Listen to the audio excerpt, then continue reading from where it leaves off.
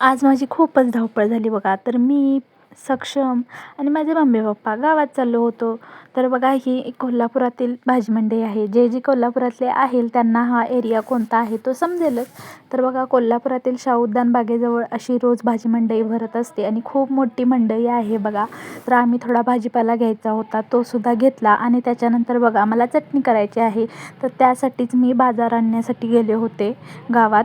तर चटणीचा बाजार संपूर्ण भरून आले. तिथून आले तर बघा माझी बहीण डिलेवरीसाठी आली होती. ती 2-3 महिन्यानंतर आता जाणार होती. तर त्यांच्याकडून ही दुर्डी आली होती. तर ते सोडायचं काम चाललं होतं. आमच्या इथे असं बायकांना बोलवून हळदी कुंकू देऊन छान अशी दुर्डी सोडली जाते आणि सगळ्यांना दुर्डी देखील वाटली जाते. ह्या ताईंनी खूप छान नाव घेतलं बघा. त्याच्यानंतर आम्ही सगळ्यांनी सुद्धा छान छान हळदी कुंकू लावून दुर्डी सोडली आणि त्याच्यानंतर सगळ्यांचा हळदी कुंकवाचा कार्यक्रम पार पडला. तर त्यांनी दुर्डीमध्ये बघा आम्हाला केळी तेन दिलं होते आणि आमच्या इथे असाच भरून दिली जाते दुर्डी. तुमच्या इथे कशी दिली जाते नक्की कमेंट करून सांगा.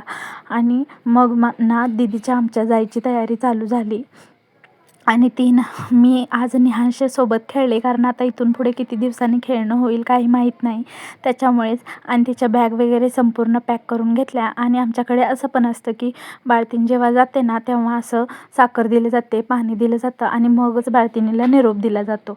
त्याच्यानंतर त्यांच्या घरीसुद्धा खूप छान असं स्वागत झालं. त्यांनीसुद्धा फुलं वगैरे टाकून छान असं स्वागत केलं होतं. तसं तर तो 2-3 वेळा घरी जाऊन आला होता, तरी पण आज त्यांनी छान असं स्वागत त्याचं केलं.